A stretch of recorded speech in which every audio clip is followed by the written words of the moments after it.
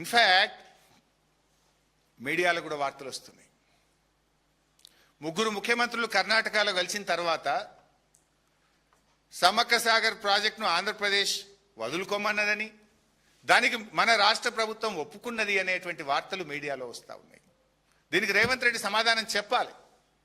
మీ ముగ్గురు ముఖ్యమంత్రుల మీటింగ్లో సమ్మక్క సాగర్కు 47 టీఎంసీల నీటి వాటాను, మన రాష్ట్ర వాటాను వదులుకోవడానికి మీరు ఒప్పుకున్నారా?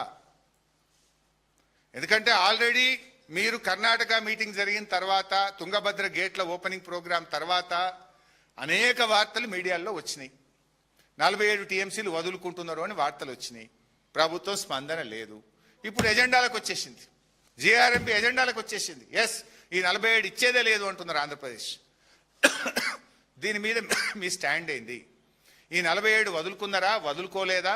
What is the stand of Telangana? ఎట్లా వదులుకుంటారు మీరు? ఈ 47కు ఆల్రెడీ మేము హైడ్రాలజీ క్లియరెన్స్ తెచ్చి ఉన్నాము. ఎస్ఆర్ఎస్పి స్టేజ్ 2 అంటే ఇరిగేషన్ శాఖ మంత్రి ఉత్తమ్ కుమార్ రెడ్డి నియోజకవర్గానికి కూడా ఈ నీళ్లు పోతాయి, సమ్మక్క సాగర్ నీళ్లు. హుజూర్ నగర్, కోదాడ, సూర్యాపేట, తుంగతుర్తి ఆ నియోజకవర్గాలకు కూడా నీళ్లు వెళ్తాయి. నీళ్ల మంత్రి నియోజకవర్గానికే కిందికి నీళ్లు వస్తుంటే మరి పట్టి ఉంటుందా, పట్టి లేదా మీకు? Will you respond or not? How it, అది ఎట్లా వస్తుంది ఎజెండాలో? బీఆర్ఎస్ అనుమతి తెచ్చినాక అది ఇప్పుడు అనుమతులు ఇవ్వద్దని రద్దు చేయాలని ఎజెండాలోకి వస్తే నీళ్ల మంత్రి ఏం చేస్తుండు? మరి ముఖ్యమంత్రి నువ్వు లోపల ఏమైనా ఒప్పుకున్నావా, ఒప్పుకోలేదా?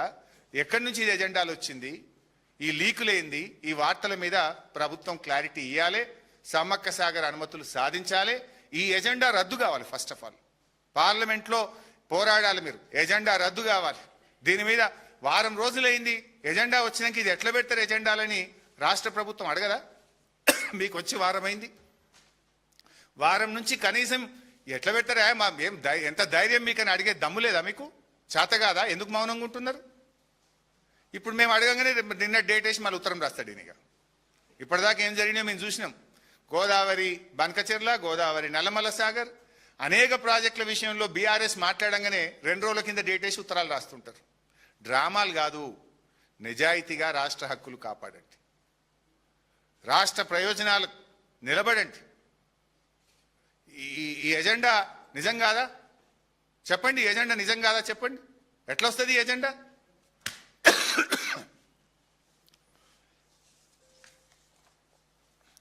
ఇవాళ ఏమైపోయింది?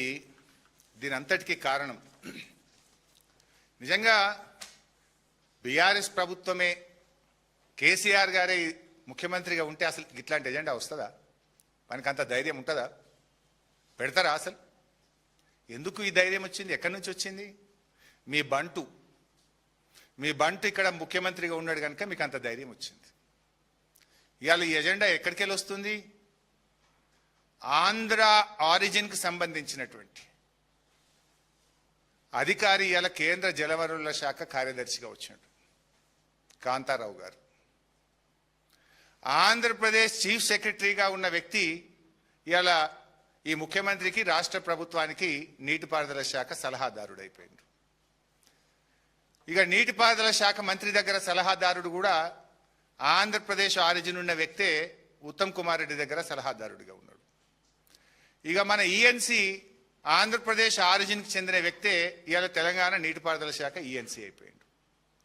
ఇక జాయింట్ సెక్రటరీ ఈ మధ్య ప్రజెంటేషన్లు ఇస్తున్నాడు బాగా. ఆంధ్రప్రదేశ్ ఆరిజిన్కి చెందిన వ్యక్తే సెక్రటరియట్లో చక్రం తిప్పే జాయింట్ సెక్రటరీ ఇరిగేషన్గా ఉన్నాడు. ఇక మొత్తం సిస్టమే వీళ్ళ చేతిలో అయిపోయింది. ఇక ఎక్కడ తెలంగాణ హక్కులు కాపాడతారు? అసలు ఏం జరుగుతుంది రాష్ట్రంలో? బీఆర్ఎస్ ఉంటే ఈ ఎజెండా పెట్టే పరిస్థితి ఉండునా? అసలు పెట్టు ఆ ధైర్యం ఉంటుందా వాళ్ళకు? ఇలా ఆంధ్రప్రదేశ్ ఇంత ధైర్యంగా మన ప్రాజెక్టులను అడ్డుకుంటుంటే నీటిపారుదల శాఖ మంత్రి మౌనం, ముఖ్యమంత్రి మౌనం. ఇక్కడ ఇంకో ఇంపార్టెంట్ పాయింట్ మీరు గమనించాలి. ఆంధ్రప్రదేశ్ పంపింది, ఎజెండాలో పెట్టినాము అని జీఆర్ఎంబీ రాసింది. మరి నువ్వెందుకు పంపలే ఎజెండా? ఫస్ట్ ఆఫ్ ఆల్ ఇవి పెట్టకూడదు, ఎందుకంటే already cleared by government of India. Number 2, Godavari Banakacherla మీద నువ్వు ఎట్లా కడతావు, దాన్ని ఆపాలి, దాన్ని గోదావరి బనకచెర్ల ప్రాసెస్ సిడబ్ల్యూసి చెయ్యొద్దు అని తెలంగాణ కూడా రాయొద్దా? రాస్తే మరి జీఆర్ఎంబీ ఎజెండాలో రావద్దా? ఎందుకు గోదావరి బనకచెర్ల మీద నల్లమల్ల సాగర్ మీద సైలెంట్ గా ఉన్నావు. నువ్వెందుకు దీన్ని ఎజెండాలో పెట్టలేదు, ఈ అక్రమ ప్రాజెక్టును ఆపాలని తెలంగాణ ఎందుకు అడగలేదు అని మేము సూటిగా అడుగుతా ఉన్నాం.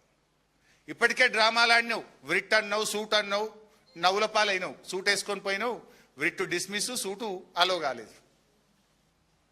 వ్రిట్టు సూటు పేరు మీద ఏడాది టైం వేస్ట్ చేసినావు. ఈ ఏడాది అర్థం తర్వాత జిఆర్ఎంబి మీటింగ్ అయితే తెలంగాణ గోదావరి బనకచెర్లని ఎందుకు ఎజెండాలో పెట్టించలేదు. వాడేమో మనకు వచ్చిన అనుమతులు రద్దు చేయాలంటాడు, కొత్త అనుమతులు ఇయ్యొద్దంటాడు. నువ్వేమో అక్రమ ప్రాజెక్టు అన్యాయంగా కట్టే గోదావరి బనకచెర్ల గురించేమో తెలంగాణ అడగదెందుకు అని నేను అడుగుతా ఉన్నా. వై యు ఆర్ మమ్ అంటే ఇవాళ రేవంత్ రెడ్డి లోపాయికారికంగా గోదావరి నల్లమల్ల సాగర్ ఒప్పుకున్నాడు అనేటువంటి వార్తలు పత్రికల్లో వస్తున్నాయి. సుజలాం సుఫలాం అని రాస్తున్నాయి పత్రికలు. పత్రికల్లో వస్తే స్పందించవు, ఎజెండాలో పెట్టమని అడగవు. అంటే దీన్ని బట్టి ఎట్లా అర్థం చేసుకోవాలి తెలంగాణ? అంటే నువ్వు ఈ రాష్ట్రానికి ముఖ్యమంత్రిగా ఈ రాష్ట్ర హక్కులు కాపాడే పరిరక్షకుడుగా ఉంటావా, భక్షకుడుగా ఉంటావా?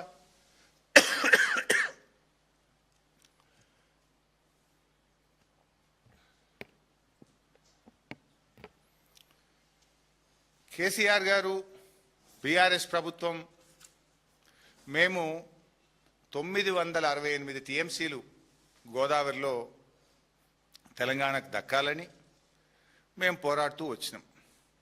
ఇన్ఫ్యాక్ట్ ఈ ఎజెండాలో ఇంకొక అంశం కూడా వచ్చింది. అసలు 968 టీఎంసీలు తెలంగాణకు లేనే లేవట.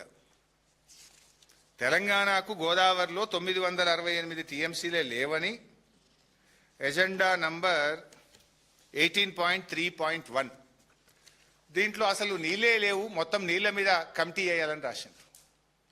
ఇక్కడ రెండు ఇంపార్టెంట్ పాయింట్స్ నేను మీ దృష్టికి తేవాలి. రాష్ట్ర విభజన సమయంలో ఇది అప్పుడు నేను ఎమ్మెల్యేగా ఉన్నాను, దయాకర్ అన్న కూడా ఎమ్మెల్యేగా ఉన్నాడు, అసెంబ్లీలో ఉన్నారు, బహుశా రమణన్న కూడా ఉన్నారు అనుకుంటాం, సత్యవతక్క కూడా ఉన్నారు. రాష్ట్ర విభజన సమయంలో 2013లో ఇది అసెంబ్లీలో పెట్టినటువంటి డాక్యుమెంట్ అందరు ఎమ్మెల్యేలకు ఇచ్చినారు. ఈ డాక్యుమెంట్లో గోదావరి నదిలో తెలంగాణకు 912 టీఎంసీల నీళ్లు కేటాయించారు, ఆంధ్రప్రదేశ్కు 509, మరొక 48 టీఎంసీలు హైడ్రో ఎలక్ట్రికల్ ప్రాజెక్ట్స్కు తెలంగాణకు కేటాయించారు. అంటే 912 ప్లస్ 48 960 960 టీఎంసీల నీళ్లు కేటాయించినట్టు ఇది జస్టిస్ శ్రీకృష్ణ కమిటీకి ఇచ్చింది అప్పటి ప్రభుత్వం. ఆనాటి కేంద్ర ప్రభుత్వం, ఆనాటి రాష్ట్ర ప్రభుత్వం అధికారికంగా తెలంగాణకు 960 టీఎంసీల నీళ్లు కేటాయించినట్టు గోదావరి నదిలో జస్టిస్ శ్రీకృష్ణ కమిటీకి ఇచ్చారు. శాసనసభలో పెట్టి అందరు ఎమ్మెల్యేలకు ఇచ్చినారు. ఇంత స్పష్టంగా ఇది డాక్యుమెంట్, అది అసెంబ్లీ దాంట్లో రికార్డ్స్లో పోతే కూడా ఈ డాక్యుమెంట్ ఈ రోజు కూడా తెలంగాణ అసెంబ్లీ డాక్యుమెంట్లో ఉంటుంది, శ్రీకృష్ణ కమిటీ రిపోర్ట్లో కూడా ఉంటుంది. దాని తర్వాత ఇదే జిఆర్ఎంబిలో 5th June 2020 అది 9th జిఆర్ఎంబి మీటింగ్, 9వ జిఆర్ఎంబి మీటింగ్లో మన స్టేట్ తరఫున మనం మాట్లాడినాం. అదే జిఆర్ఎంబి మీటింగ్లో కూడా ఏం మాట్లాడినామంటే